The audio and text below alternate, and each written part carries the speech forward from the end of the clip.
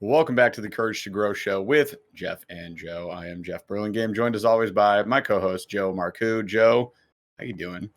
Doing fantastic out in the little cabin in the woods. So it's wonderful to be here and really stoked to have our guest, someone who's been in the dojo for a while and had been part of our AIM program, formerly known as Spec Ops. Rachel Horton, welcome to the Urge to Grow show.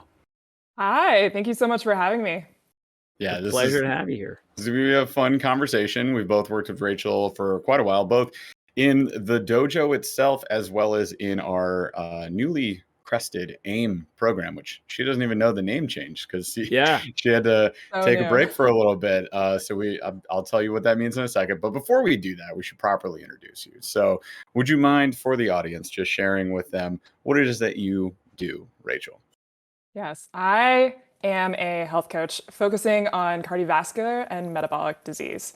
I work with clients dealing with conditions like high blood pressure, elevated lipids and cholesterol, diabetes and prediabetes, and I help them get their habits dialed in so that they can manage the number of conditions that are associated with this and also mitigate a lot of the negative health outcomes that come from these diagnoses. So that's a lot of information for somebody who's, borderline a caveman. How would you explain that to them?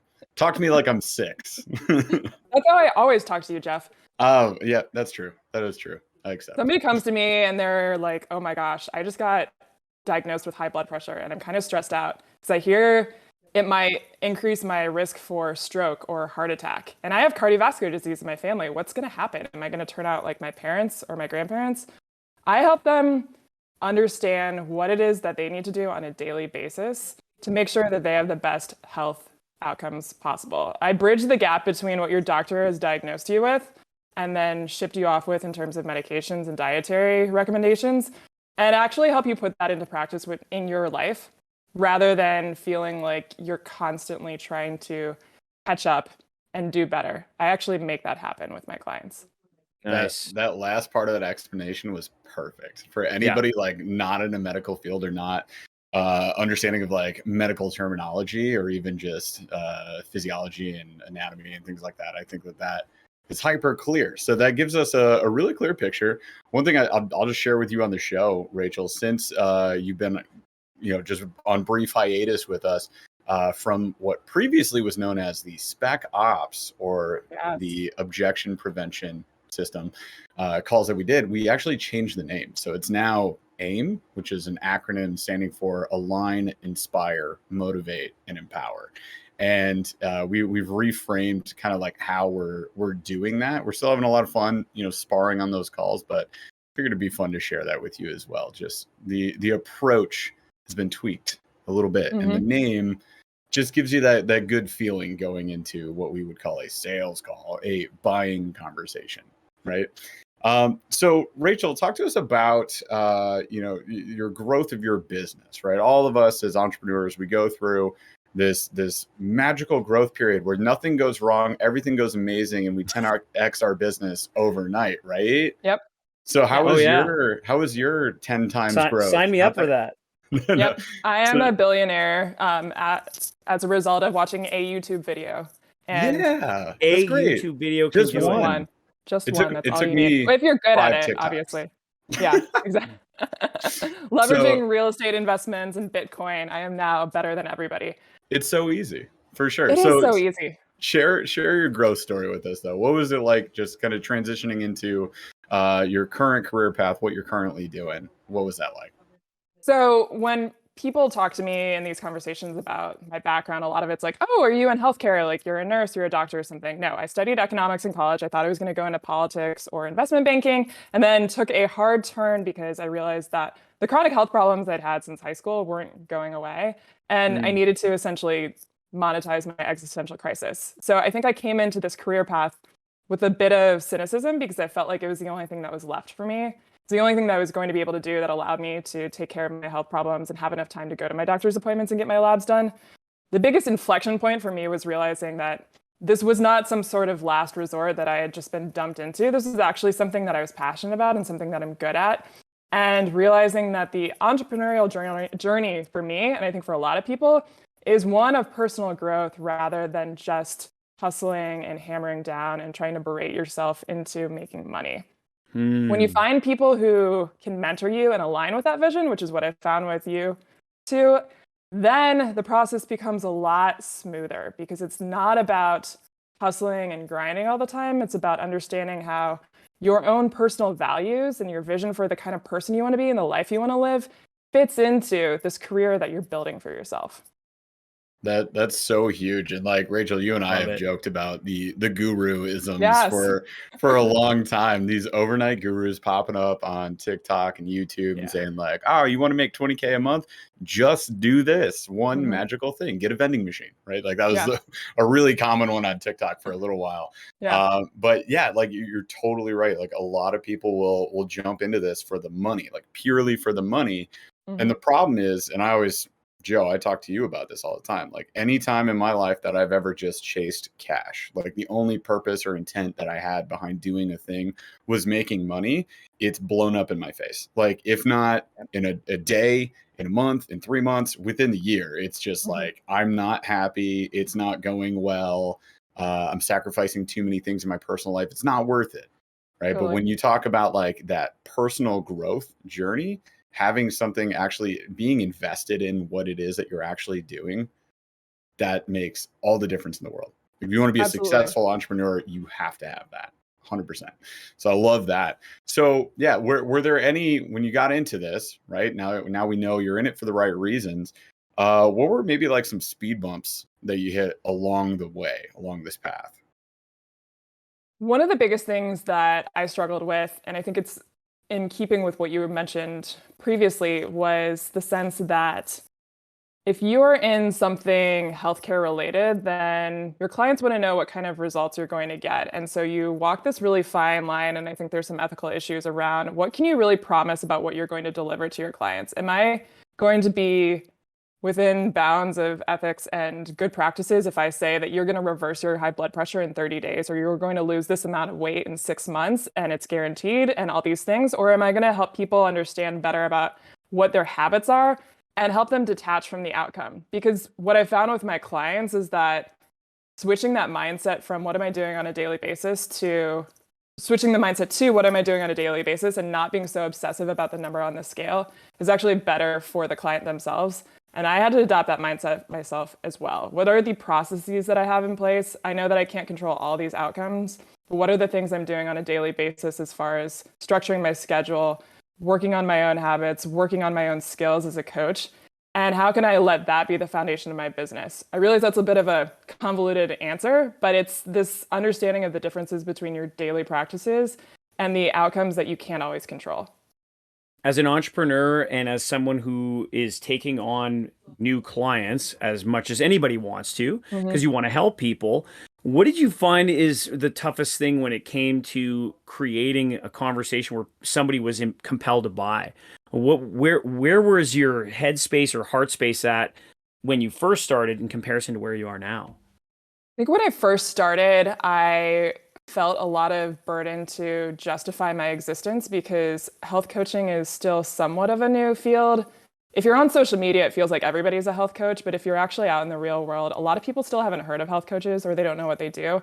They're not covered by insurance most of the time, or if they are, they're practicing within a really narrow scope. And so I always felt this like kind of chip on my shoulder that I had to justify, like, no, no, no, this is a real career. I'm not some like, you know, crazy person that you just found on the internet who's trying to take your money. I actually have genuine skills and I've been trained in motivational interviewing and behavioral change and positive psychology. These are legitimate things in the world of academia that lead to change.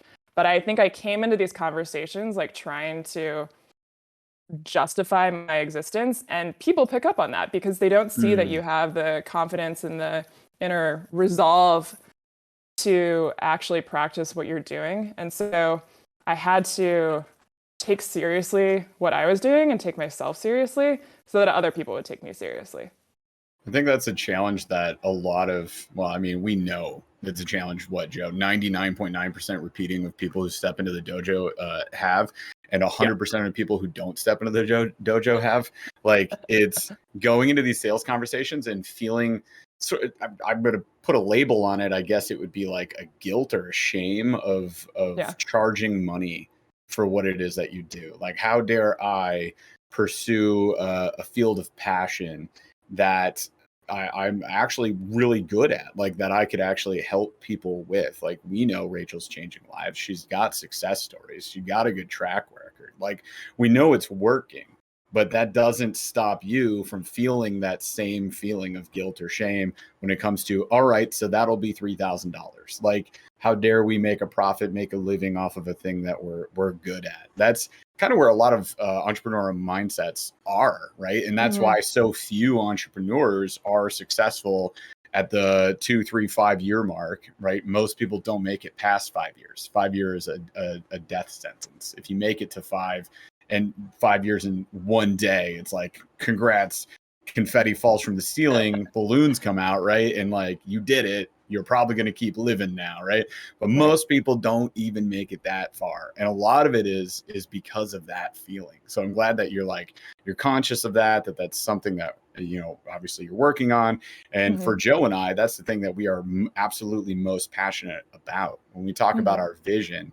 Although it, you know, predominantly relates to like the health and fitness field, it's health and wellness in general. We want to be the world's #1 producer of confident communicators in health and fitness. And that's exactly what we work on every day when we're sparring. So I've seen an insane amount of confidence out of you when we're doing those sparring sessions. So I know for a fact, like, you've come a long way. And I've also seen some of your recordings, so I know where you started as well. So you have come a long way, and it's awesome to see that transformation, because you know it's worth it. It's the transference of energy too. I mean, that's where, when I think, and every one of us, those that are listening and watching this, and I think the three of us here we can all relate. There's an aspect of this where, there can be a bit of shame. And I question, for a lot of people, have you ever felt intimidated? Intimidated either by the idea of going into a conversation, or just feeling that some level of fear. And again, intimidation's been coming up during this conversation. I don't know if that's the right word. Rachel, have you ever felt intimidated by the idea of, I've got to go in and because you're still running a business, so you're not out to do it to make money.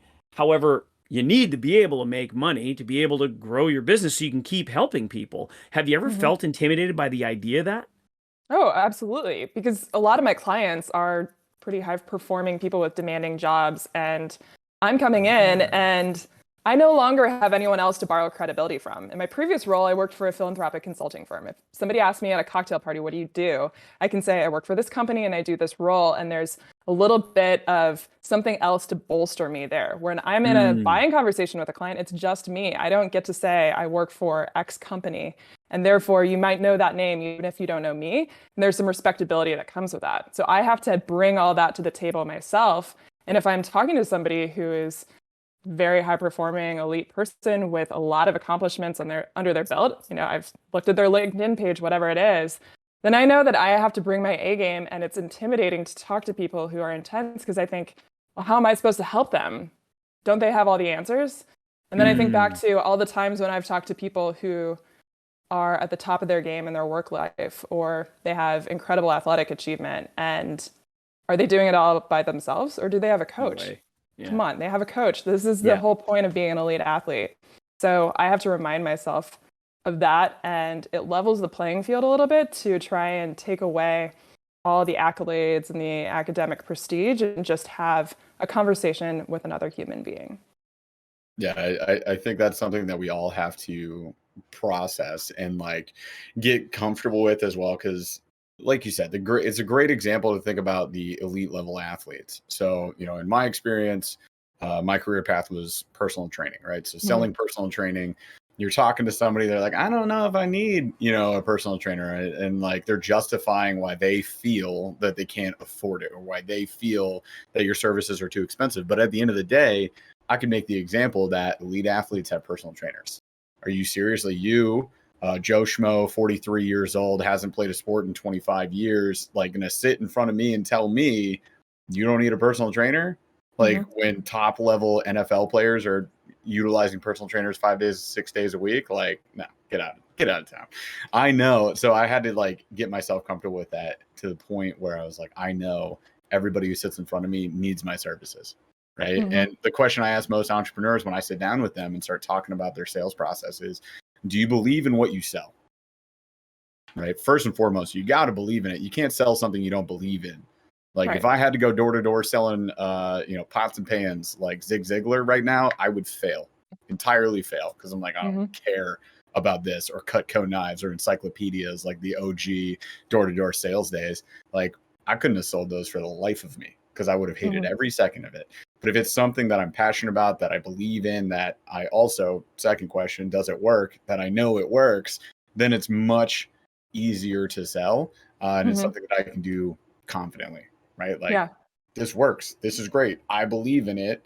And I believe that it can change this person's life. Right. It's like, what person who comes to you, who actually does have a conversation with you, Rachel, is actually not in need of some scale of your services, like some level of your services. They wouldn't be talking to you if they didn't need anything. So if they're there, they need it. We invested time, we put in the effort, we make it happen. Right. That's what we're And I think what you pointed out earlier, that, what did you say, like 99.99%, and I'm very curious who the 0.01% is, who comes into a program like this, struggles with some degree of whether it's confidence or assurance around their own services and presenting that to somebody else. And I think when you think of the stereotypical entrepreneurial mindset, it's this like aggressive arrogance, confidence around like just brazenly charging somebody like $600K for some service. And that you should be able to do that without any sense of trepidation whatsoever.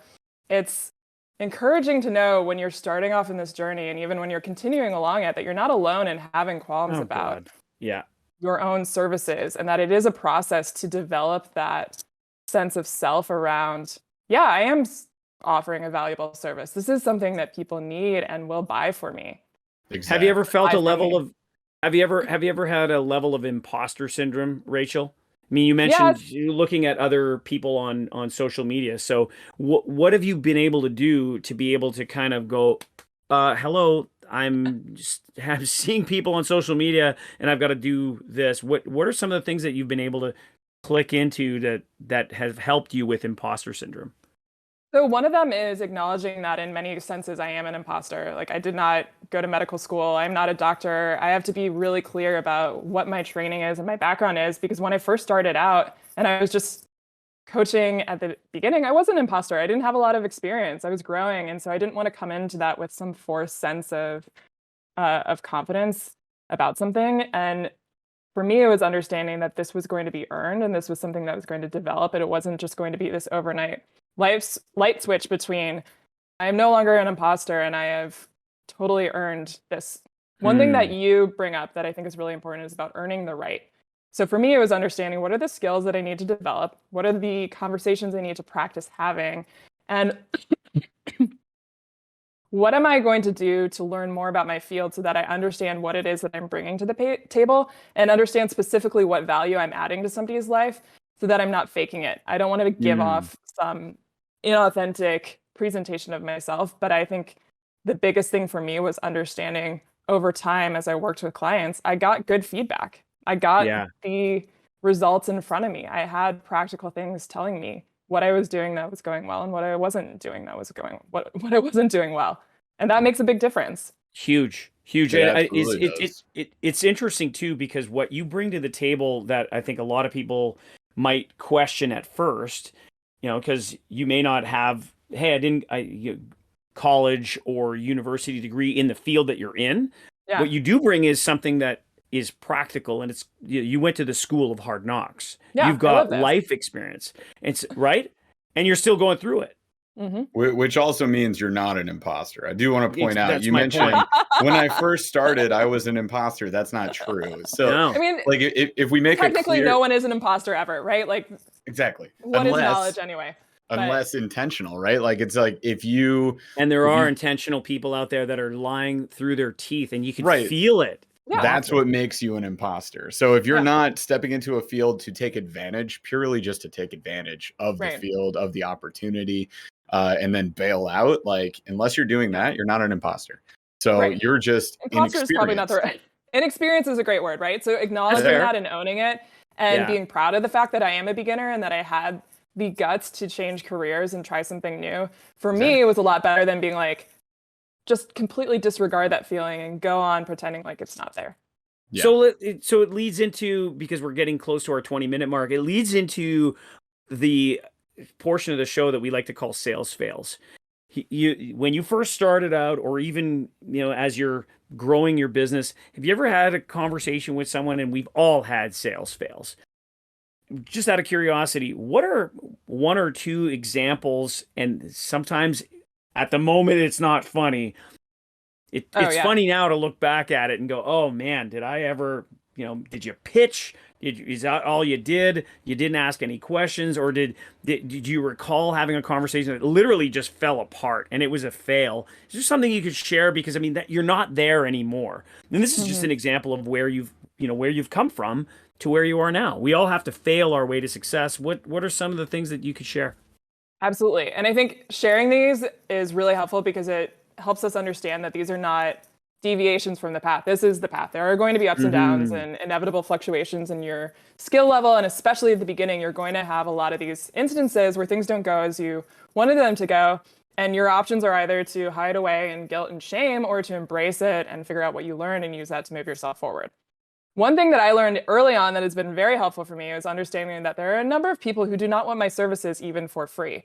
And I had offered a lot of free sessions when I was trying to earn my certification. And the number of people who turned me down because they didn't have time for it, or they didn't see the value in it, was staggering. And it reminded me of the value of understanding, like, this is not just a money question. This is not just is it too expensive or is it not too expensive? There are going to be conversations where I do not even clearly explain what I'm doing, to the point that someone will work with me for free. That was sobering and humbling, especially early on. What I also encountered early on was a number of people who brought up the spouse objection, which now I know has a title and is its own category, and it's something that you can work on. And what I've learned in a dojo is basically that there are no questions that somebody can throw at you for which there is no answer. There is always something that you can respond with, even if it is, that's a really good question. What makes you ask that? I had no idea that when somebody said, oh, I don't know about that, I got to talk to my husband, that there was going to be a better way to engage in that besides, okay, well, yeah, talk to him and I guess get back to me. Because early on, I had a lot of opportunities where I could have challenged or engaged a little bit more. And instead, I left it off with like, okay, yeah, we'll talk later. Because I was afraid of the confrontation that would ensue from saying, oh, okay, well, what do you think your husband's going to say? Or anything more. And that opened me up to a number of opportunities where people said, I'm not sure, I don't know, I need to think about it. And then emailed me a day later, sorry, I'm not going to do this. It's too expensive. It's whatever. And it's very difficult to engage with any of those topics via email. It's impossible. And that's why people use the spouse objection, right? That's what we talk about. They use the spouse objection because they know that typically people are afraid of confrontation and therefore will not press the matter any further. It's simply a roadblock, a stiff arm, as I like to call it. They're trying to create space and safety for themselves.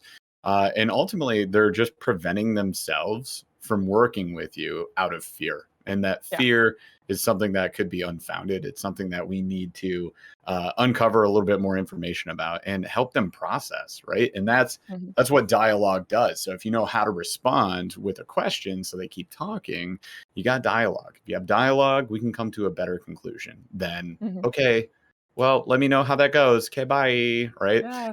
It's definitely not the direction we want to go. All right, awesome. So I think that was fantastic. We've definitely had sales fails experience like that ourselves, right, Joe? No, 100%. For sure.